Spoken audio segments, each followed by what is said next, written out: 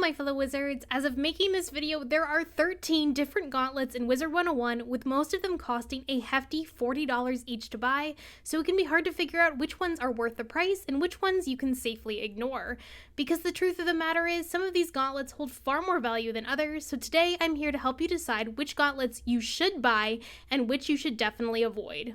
We'll be discussing what purchasing each gauntlet gives you, the most interesting drops, and finally, if it's worth your money or not. Now, before we get started, I do want to point out for people not in the know that you can actually borrow someone else's gauntlet without having to pay anything as long as you are friends with them.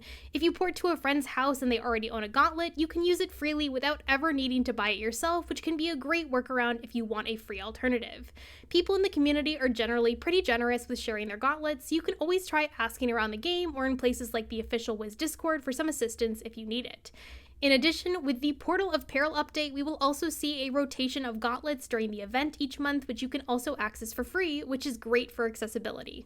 Note too that many of the older gauntlets on this list are technically retired and may not be available year-round, but do go on sale occasionally or pop up around Christmas time to buy again, so you may just have to be patient to snag some of these. Starting out, our first gauntlet is the Accursed Play, which comes with some extra gear when bought outright as a bundle. At the max level 130, you'll get the Dramaturgist gear, which offers universal damage on the hat and boots, defensive stats on the robe, Shadow Pip chance on all the pieces, and then some universal pierce and damage on the wand. The robe does give a sort of interesting double steel charm item card, and the wand has some potentially handy may cast bad juju and sacrifice spells. However, this gear is generally outclassed by gear like Dragoon at this level, so I'd only recommend it if you want it for stitching. In addition, you'll get the Drama Llama pet with a Virulent Plague item card and the Stage Ship mount, which can hold up to 2 passengers. Moving on to the gauntlet itself, the main drops include gear from the Dragon's Horde pack. The Dragon Rider utility gear does give energy at level 100, but it's not as good as other options you'll see in this video, so I mostly recommend the drops for stitching only. Otherwise, the final boss Mech Death does drop Pigsie TC, which can be in short supply and is used to craft the Pigsie spell without needing spell elements, which is a nice bonus. Or you can, trade them on the black market for whatever other goodies your heart might desire. What are you buying? Pet drops include the Crimson Spectre, Utility Dragon, and Skeletal Gladiator, and Macbeth can also drop the Dragon Wings permanent mount. Overall, I'd say this gauntlet is only worth buying if you want the gear for stitching or you want a consistent way to farm Pigsie TC, in which case you'd be better off borrowing the gauntlet from a friend. Next up is the Cuckoo Clock gauntlet, which when bought comes with the Dragoon's Vesture gear, not to be confused with the level 130 Dragoon gear from the Catacombs. It has universal damage, a defensive robe, as well as pierce and Shadow Pip chance on multiple pieces. Again, stat-wise, most of these pieces at the max level 110 will be outclassed by other gear, but the Rapier wand can be nice for stitching. The wand also gives an interesting May cast Shift Margarita spell that deals moon damage to all enemies, but that's about it.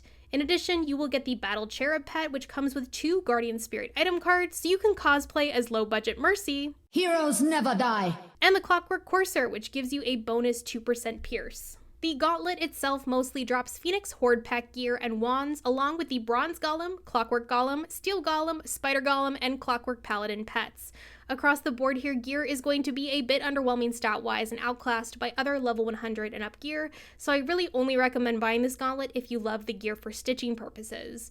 The one standout is the Clockwork Courser mount for its 2% pierce bonus, which can be great for min-maxing certain builds at any level, but it appears to also fairly regularly appear as a standalone mount for purchase in the Crown Shop, which is how I got my own mount. So it's much less expensive to just wait for it to appear there again instead of buying the whole gauntlet.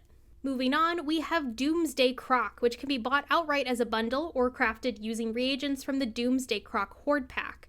The pack and gauntlet both drop the same gear pieces, so you'll want to decide if you'd rather farm the gauntlet or just open more packs.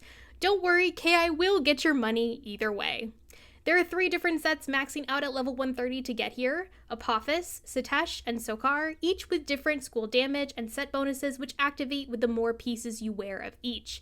Most of the gear gives different variations of the Jinn item cards, and the wands each have a Krok-themed Maycast. To activate any damage bonuses, you'll need to be wearing at least 4 pieces of gear, and while it's nice to get some bonus stats, this gear will still be outclassed by the likes of gear like Dragoon at level 130. Other interesting drops from this gauntlet include the 3 Scarab pets and the 3 Crocosphinx mounts, which actually drop from the secret Cybermander bosses located behind a pyramid after the first few fights. In addition, you can also get Elemental and Spiritual Retriever and Smokescreen tokens here from both Krokotep and the Time Butterfly bosses, which are needed to unlock the relevant pet talents. Overall, I'd say that the gear, pets, and mounts do look pretty nice for stitching, but are otherwise not worth too much, so I'd recommend just opening a few packs or borrowing the gauntlet from a friend rather than buying it outright. If you like fishing, the next gauntlet on our list is definitely for you. When bought outright, the fantastic Voyage gauntlet gives you the Abyssal Warrior gear set and wands, which maxes out at level 130. Across the set, you'll get an interesting combo of universal damage and resist, pierce, incoming and outgoing healing, and shadow pip chance, as well as some unique item cards, Dragon Lance, Double Steel Ward, and Double Cleanse Charm. The Abyssal Eel Whip wand also has the Maycast Wild Bolt and Healing Current spells. Along with the gear, you'll get the Peppy Porpoise with a Life Spear item card and the Shark Ski Runner with an impressive 50% speed boost. The gauntlet itself drops gear from the Islanders Horde pack, as well as the Frosty Fish and Tiki Kahuna pets, and upon completing the dungeon, you'll get a free Cusco's Luck Elixir, which can give you a whopping 33% fishing luck for 1 hour, which is amazing for any avid anglers out there.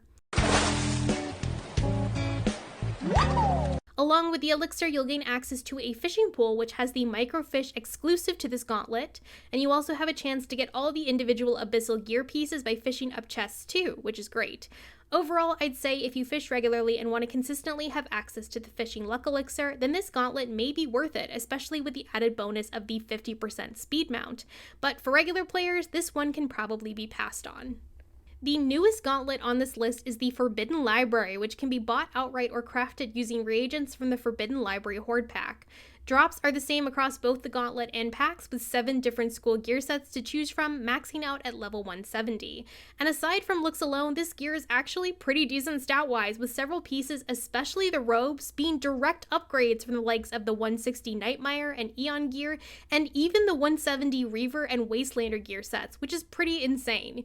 You'll want to compare for your specific school and build, but offense-wise, these tend to be your best choice. For drops, the first boss, Imogen Nightgrove, drops all the accessories, and the final boss, Bodley and Harrow, drops the main gear and wands at a fairly decent rate, and upon finishing the gauntlet, you'll also get access to a crafting pity NPC, where you can craft all pieces with the unreadable ink reagent, which drops from the final boss.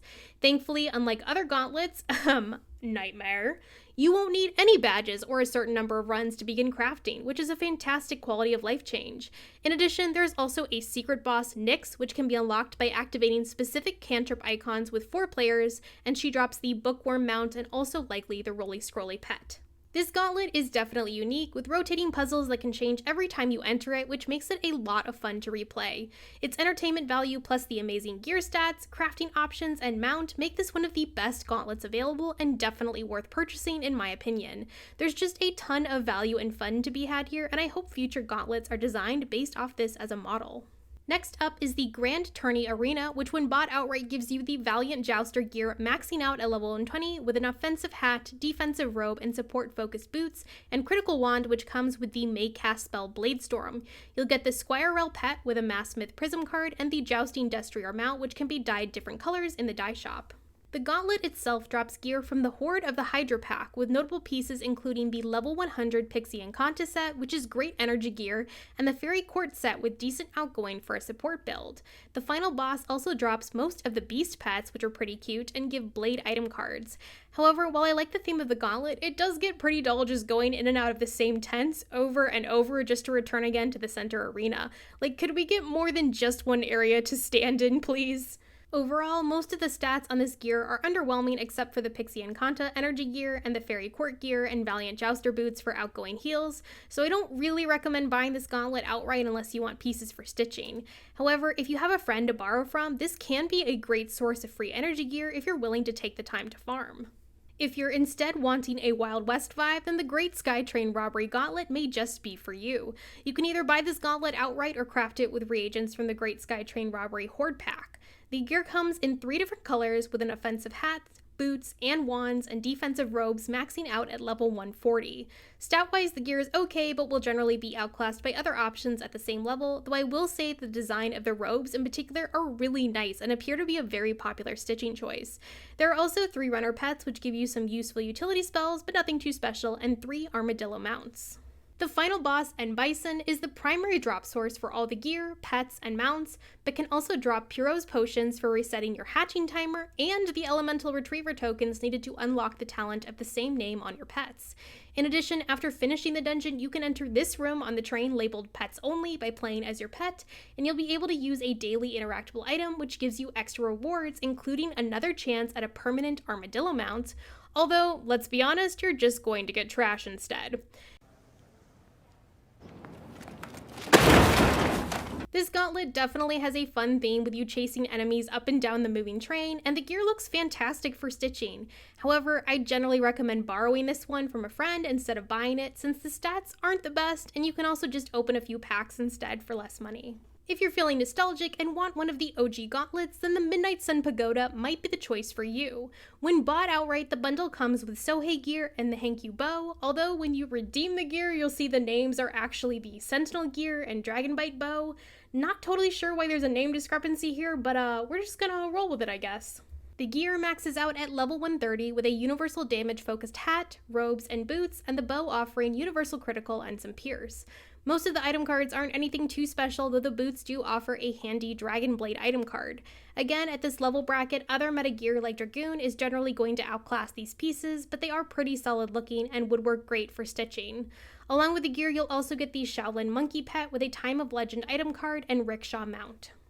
The gauntlet itself drops gear from the Kirin's Horde pack, including the Kozane, Rokugo, and Oyori sets and wands, as well as pets like the Fu Dogs, the Shenlong Dragons, the Dream Ghoul, and the Jade Oni.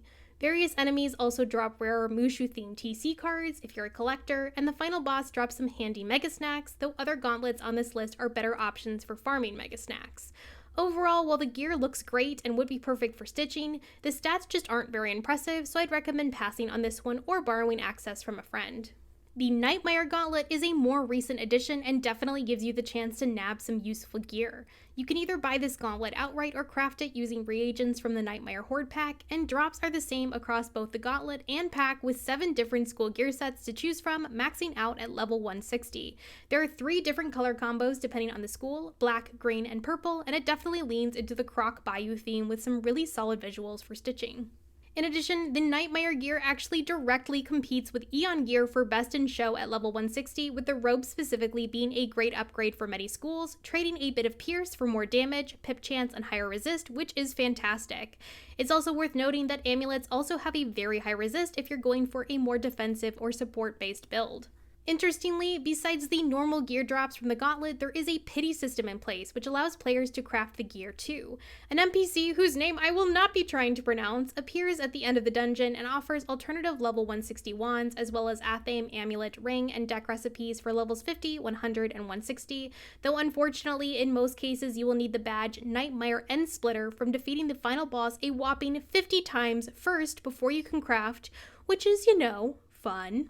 Other notable drops from this dungeon include energy and school dealer pet jewels, and the elemental and spiritual retriever tokens dropped by Dr. New, as well as pierce pet jewels from the final boss. In addition, if you're up for fighting the secret bearded dragon boss, you can also get the gator glider mounts and the glowbug and stormy ringtail pets. Overall, with the fantastic gear visuals and stats, along with some great looking mounts and pets, I think this gauntlet is definitely worth the investment if you don't feel like opening packs. The Sinbad and the Iron Sultan Gauntlet was the first gauntlet featured in the new Portal of Peril event and can either be bought outright or crafted using reagents from the Sinbad Horde pack. There are 3 gear sets maxing out at level 130 in red, blue, and purple colors. Each gear set has a different damage combo of multiple schools with offensive hats and boots, defensive robes, and fantastic wands with damage, pierce, and critical, as well as the ability to Maycast summon Sinbad himself. Some fun trivia is that if you were lucky when this gauntlet and pack first released, you might have been able to snag the now retired Caputin's Boarding Hook wand, which erroneously gave an extra 20% death damage, which was a far better upgrade to the normal 17% universal damage wand Death would normally use from this set. Since so many people spent money trying to get this wand, KI retired it as a drop, but allowed people to keep the wand if they already got it, making it a rare collector's piece if you have it. You gotta love KI and their track record of releasing bug to hell packs. Yeah. Anyway, the wands are still genuinely some of the best in show at the level 130 bracket, outpacing the Dragoon wands in many cases and almost on par with the Primeval Horde pack wands, which are also prized at this level. The rest of the gear can generally be passed on except if you want it for stitching. The pets, however, are also worth noting both for their fantastic design, but also for the very helpful blade and faint item cards they give. Most of these pieces drop from the final boss, the Iron Sultan, but you may also want to check out these secret bosses, Metalossus and Luddite. In the original Gauntlet, Metalossus has a chance to drop the Perm Rock Mount, which gives a 3% pip chance bonus, but in the Portal of Peril event version, both bosses may have the chance to drop the mount, and also have new cheats added to them. I would say that at max level, this Gauntlet doesn't quite hold up and may not be worth buying, but the wand is pretty fantastic at level 130, so this Gauntlet may be worth it for lower levels, and is definitely worth at least borrowing from a friend or checking out during the Portal of Peril event. Here's another retired gauntlet on the list, the Spiral Cup Gauntlet. When bought outright, the gauntlet comes with the Spiral Cup / Pigswig Academy robes because once again, KI can't seem to decide on their naming conventions, as well as the Mystic Grimoire wand.